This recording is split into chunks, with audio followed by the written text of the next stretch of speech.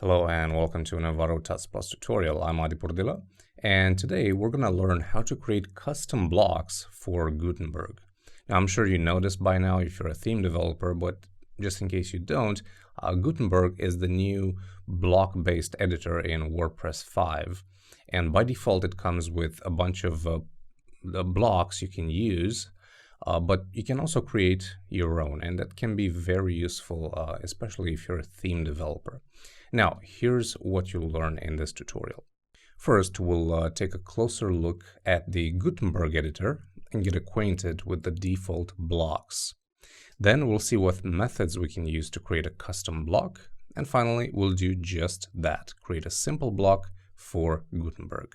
So let's jump into WordPress and see what these blocks are all about.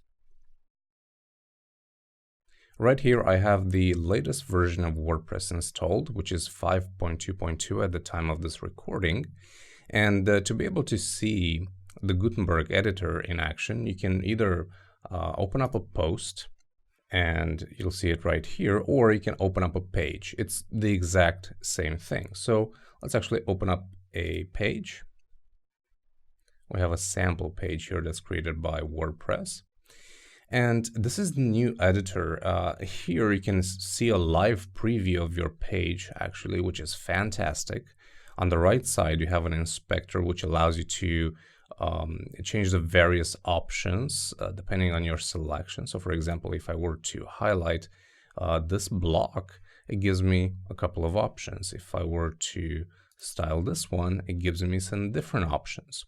And here you can already see how these blocks work. They're just individual pieces of content that have a certain type and they have certain options. For example, this is a quote block. You can see it right here, and you can choose, the various styles. You can select from the sidebar. Now, of course, this depends on the theme you're choosing. This is a paragraph block. So in here, you have different settings. You can choose whether or not to use a drop cap. You can choose the font size. Color settings as well. So with this update, ever since WordPress 5, the team behind WordPress made things super easy for people to edit the content and get a real live preview of the final page. And that is just fantastic. Now, to add a new block, you can either click this little button here. You can choose insert before or after. And by the way, these blocks can be moved by using these arrows or simply by clicking on this handle and dragging it into a new position. It's super easy. So you can, to add a block, you can either insert before, insert after, or you can click this little button here on the top where it says add block. Now, by default, you can search for a specific block. So, for example, if you want, to embed a YouTube video, you can search for it there, or you can search through all of these collapsible sections here. And as you can see, we have a lot of blocks that come by default with WordPress, starting from the common ones: paragraph, images, headings. And then we have code blocks, tables, then we have layout elements like buttons and columns. So just with these basic blocks, you can do a lot. Now, as I was saying, if you're a theme developer or if you just want to create your own blocks to make your workflow a little bit more efficient, then you can add custom blocks to Gutenberg. So how do we do that? When it comes to creating custom blocks for Gutenberg, you basically have two options. Either code it from scratch or use a plugin. Now, the first option is the hardest because you need to know a little bit more code. You basically have to create a plugin that will load the blocks. Then you would have to register those blocks and customize them via JavaScript. So it's a little bit more work there. In this tutorial, we're going to take the easier route and use a plugin. And the advantages of using a plugin are that we have a visual interface to work with for, customizing our fields and stuff. And the second part, we don't have to worry about, loading the blocks and register them via JavaScript. In fact, we don't have to write any kind of JavaScript code. We just install the plugin, build our block, and then build a little block template with HTML to display it, and that's it. So let's look at our options for plugins. The first one, and this is actually the one that we're going to use, is called Block Lab.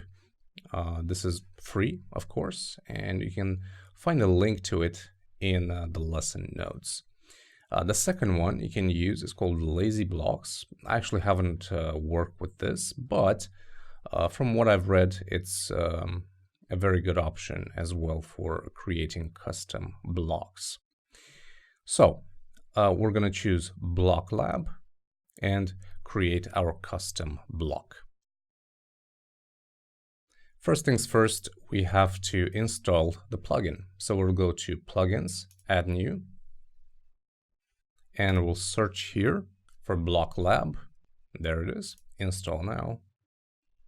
It says it's compatible with your version of WordPress, so that's good. Activate. And now we have a menu entry here. If we click it, it'll take us to all blocks. You also have some settings here you can use, like entering a license, because Block Lab also has a pro version which offers more field types. But for this tutorial, we're going to use the free version. So you go to all blocks, add new, and the block that I want to make is a call to action block, which will basically have a title, a small description, a button, and maybe a little helper text below that button. And the fields that are going to have are the ones that I mentioned, but we'll also have two fields for colors. We'll add a border around our call to action, and also we're going to add a background to it. And we'll also create an additional field, which will be a toggle that will allow us to choose whether or not to display that helper text for the button. So the block name will be CTA, and it automatically creates a slug for us, or an ID. This is unique, so you have to remember this. It says CTA, then you can choose an icon if that's what you want. Let's choose this star, for example. You can choose a category where it should be either in common or one of the others. I'm gonna keep it in common blocks, and then you can add keywords. Now, keywords are used to find the plugin when you search for it. If you remember, previously I showed you how to add a plugin. Well, when you open that little window, it shows you a search bar on the top, that's where you enter the keywords. So here I'm just going to say custom and Audi. That should do the trick. So now we're going to hit publish, and the next step, it says so right here, we need to create a block template. Now here's how this works. There are two parts for this. Basically, there is the block in WordPress, and there is a block template that will display the contents of the block in the front end. Okay, so we're gonna handle all the block properties from the WordPress backend, but for the block template, well, we need to open a code editor and write basically our HTML the way we want it to be rendered on the page, along with some PHP functions that will load the necessary field values from our block in the backend. So I'm sure most will make more sense once we start get things moving. So for now, let's open up our folder with the WordPress installation. Mine is called WP Latest, but yours can vary. And then you go to WP Content, Themes, the currently active theme, which is 2019. And in here, you need to create a new folder called Blocks.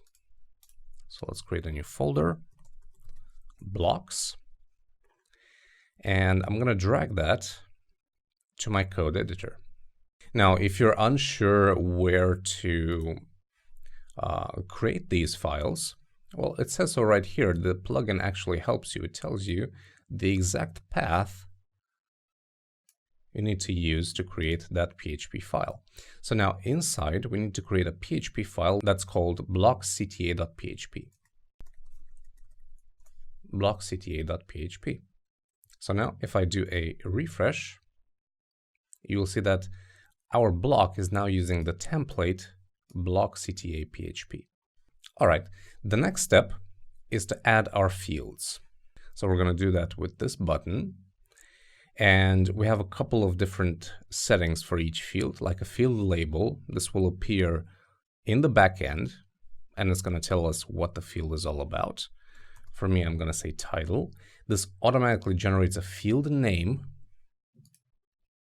which is also editable, but I recommend you keep it like this. And you have to remember this actually, because this is the handle that you'll use to retrieve information from the backend.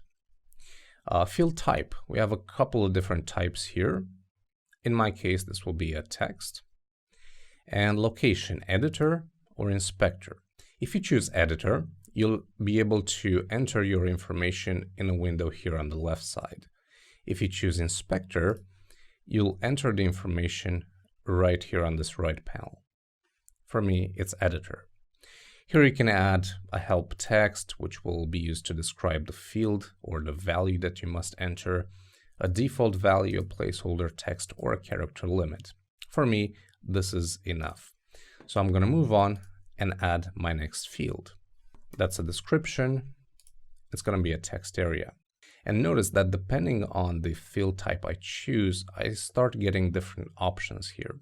Next field is my button text. This will be a text. Next one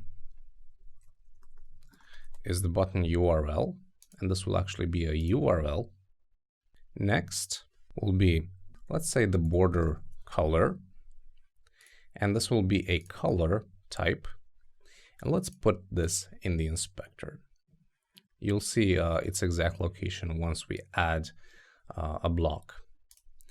Next is the background color. It's also a color, also in the inspector. Then we'll do a button helper.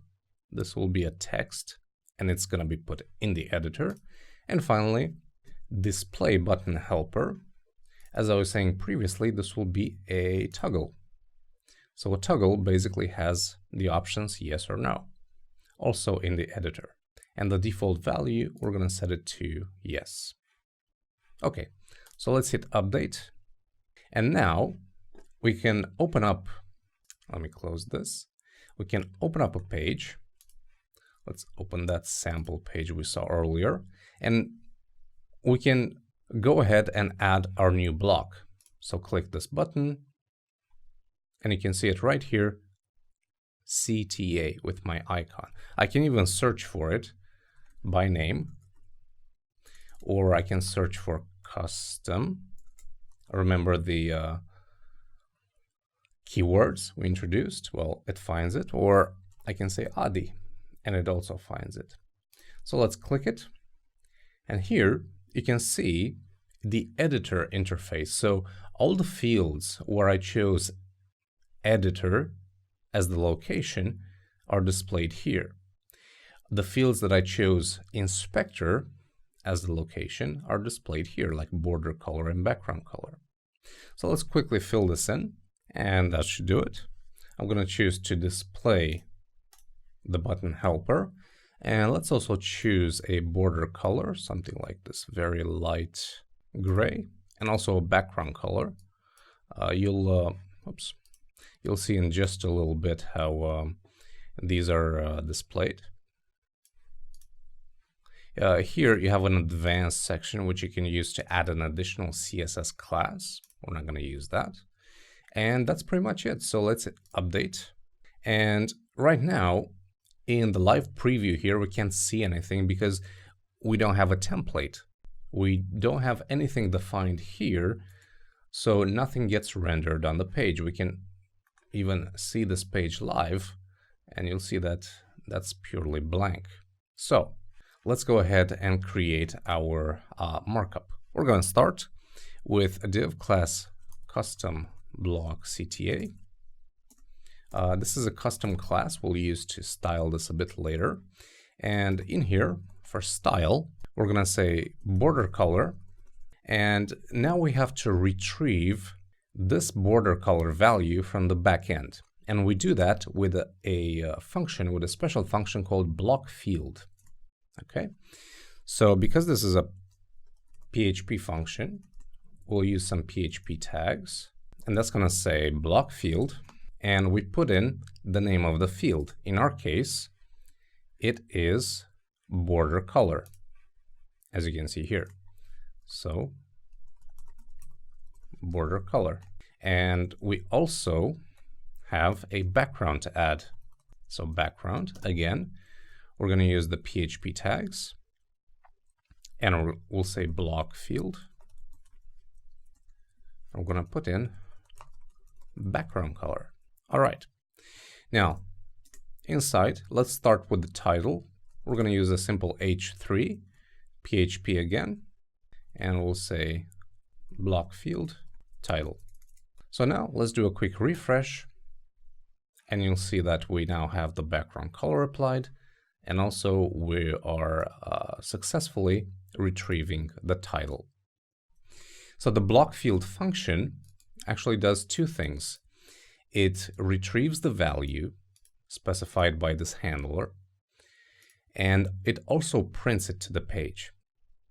There is another function called block value that simply retrieves the value without printing it. We'll actually use it in just a little bit. So for now, let's get another value for the description. So block field description. And then let's get the button.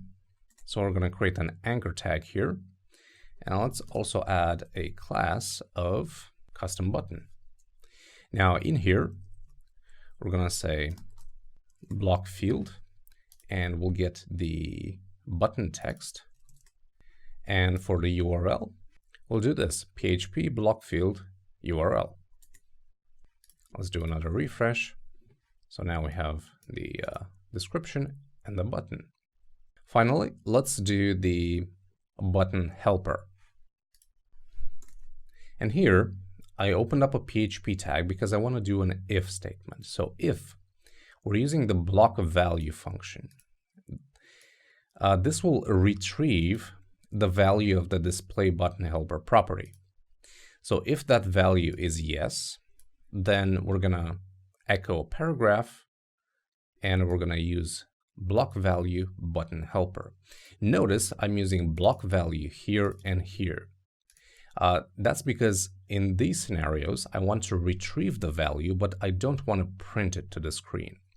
The print happens here because of the echo. So if I were to use block field here, this value will be printed twice. All right, so now let's do a quick refresh, and you'll notice that changing any of this, like for example, choosing not to display the button helper, and maybe changing this text, hit update. You'll see that we also get a preview here in the editor, but also this will be available on the live page. Now, quickly, to style everything, it's actually quite simple. You have to create a CSS file with the same name as your block, so blockcta.css, either in the same folder as the PHP file or in a CSS folder. So let's create a CSS folder in here. Let's create a new file called blockcta.css. And in here, you can add whatever CSS you want. You can use the custom classes that you defined here. In my case, I just did some simple styling, and the result is actually quite simple. It looks something like that. And you can also see, if you do a refresh, you can also see that CSS being applied right here in the Gutenberg editor. So there you have it. That's how you can create custom blocks for Gutenberg using a plugin. You saw just how easy it is. And best of all, the plugin is free, and you can create as many custom blocks as you want, and you can reuse them, use them in different pages, different posts.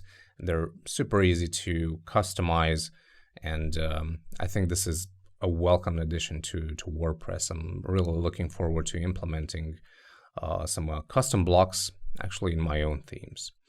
So with that said, thank you very much for watching. Please make sure to check out the written version of the tutorial. You'll find a lot more resources on Gutenberg. We've covered that a lot here on Tuts Plus, so make sure you check those out. Thank you very much for watching. I'm Adi Pordila, and until next time, take care.